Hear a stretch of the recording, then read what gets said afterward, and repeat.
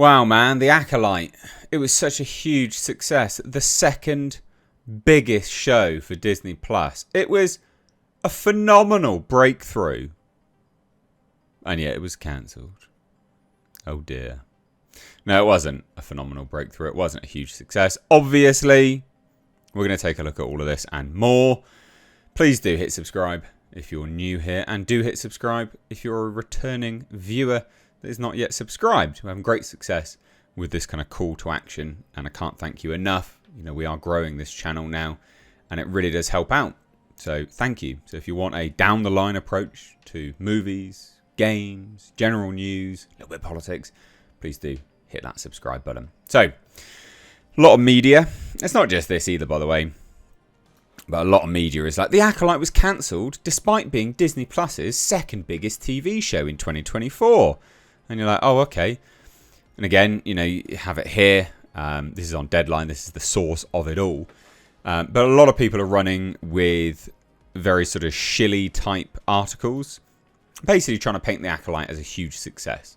Obviously it wasn't, and we're going to take a look at that. Why did Disney Plus and Lucasfilm axe The Acolyte? It's rare for the streamer to publicly announce a cancellation, and some believe the apparent review bombing might have factored into Disney's decision. No, it genuinely just had shit numbers.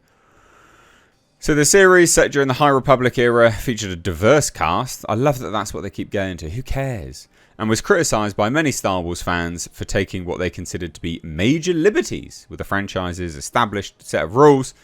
It's impossible to figure out how many of the Acolyte's detractors were trolls, and which of them were real fans with legitimate grievances, or just people who, I don't know, had a brain when it came to narratives, because the narrative structure of this show was appalling. It was terrible, but you know, whatever. But here we have it, right? Deadline has shared statistics from Luminate, which they're partnered with, which reveal that The Acolyte was the second most watched TV series of 2024 on Disney Plus. Now you might hear that and go, wow, that's huge. That's massive, isn't it? It's not. So that was behind Percy Jackson and the Olympians. That had over 3 billion minutes viewed, with the prequel to the prequel, so The Acolyte, having 2.7 billion minutes viewed. And you're like, wow, it sounds like a lot. It's really not a lot. So why is Percy Jackson and the Olympians getting a second season when The Acolyte has been scrapped? Well, let's take a look. Let's take a look. So this is another article. I'll leave it linked down below, but it kind of breaks it down in a very interesting way, and it's not placating to morons, I guess. So anyway, we've obviously got the figures, 2.7 billion minutes, of viewership. So when surface level accolades are set aside and the numbers are examined in greater detail, this supposed victory turns into a major loss and a stark reflection of Disney's ongoing struggles with the Star Wars franchise. So what is it? So at first glance, 2.7 billion minutes viewed might seem impressive, but it's not. So The Acolyte was obviously the second most watched series, but it didn't crack the top 10 streaming originals of 2024. So yes, it might be the most watched or second most watched for Disney, but it didn't even get into the top 10 TV originals out of it just didn't. Literally nothing from Netflix got there. From Disney got there. It's all Netflix and Paramount. So that's speaking volumes, isn't it? And then one Prime Video, which Fallout was actually their most watched show of Amazon Prime, which speaks volumes because obviously, you know, they released the Rings of Power, which is obviously hilarious. So to put The Acolyte's performance into perspective, the number 10 spot on the list, Love is Blind, earned 7.3 billion minutes viewed, nearly 3 times The Acolyte's viewership. In other words, Disney's second most watched show of the year couldn't even come close to the lowest performing title in the top 10. That's really bad. This means that Disney's flagship series are falling far behind the competition, and Star Wars, as a brand, is losing its once dominant cultural impact, which is, yeah, that's perfectly reasonable, but it gets worse. It gets worse. So the Acolyte's standing as Disney Plus's second most watched series becomes even less flattering when compared to the service's number 1 show of the year, Percy Jackson. And you can see it here. This is just Disney Plus. Percy Jackson, over 3 billion or 3 million minutes watched. Oh no, yeah, that is billion. Sorry. The Acolyte 2.6, close to 2.7, and then it just sort of it starts to crater from there. You can see how bad this is. Like, that's really not good.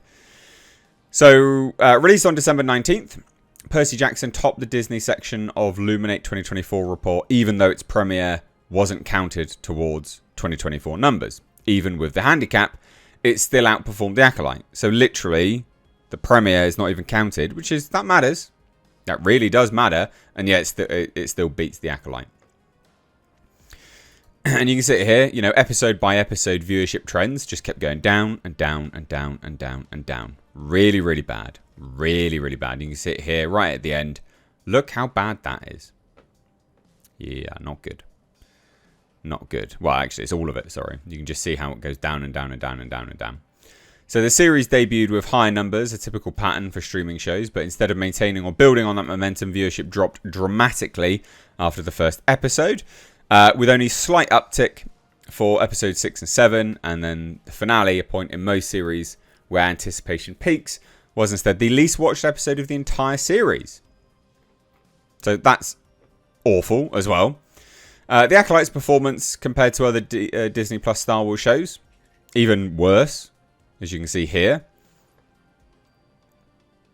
So, not great. The cancelled show fell well short of Ahsoka. So you can see it here. I think it's the middle one. And again, that sort of steep decline. That's pretty bad. Yeah, it performed better than Skeleton Crew, but that was never going to be like an amazing viewership anyway. Skeleton Crew's post-Acolyte flop shows faltering momentum for Star Wars overall, and it demonstrates increased audience apathy for each new entry to Star Wars. Basically, they flooded the market with Star Wars. The products that they're flooding the market with in Star Wars are subpar. And so, time and time and time again, when you keep serving slop to people, they will eventually check out, and that's kind of what's happened. Well, it is what's happened. It's not kind of. That is what's happened. People have just gone, no, I don't. I'm good, actually. You know, I'm full. I'm good. No more. No room at the inn.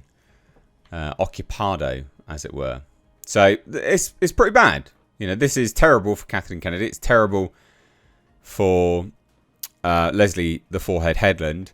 It's terrible in general, and it's terrible that you've got people like this trying to be like, oh, but it's amazing. No, it's really not. It's really bad. But it's really bad for Disney in general, because this is their second most viewed. Their most viewed wasn't even that popular either. So it just goes to show how far behind Disney as a whole actually is in the streaming market. You know, sure, they can put out, aside from last year, they can put out a lot of stuff, and they have done, but they don't put out good content that people want to watch en masse. Amazon, Fallout, huge success. It was admittedly their only success. But that's an example of that, right? You can make one really good show, and that would sustain you in terms of how, you know, market shares and things like that would view you. And also, obviously, your audience, of course. But that correlates over. So there you go. Acolyte is just a resounding failure, and the data proves it. So let me know what you think down below. Take care. Bye-bye now.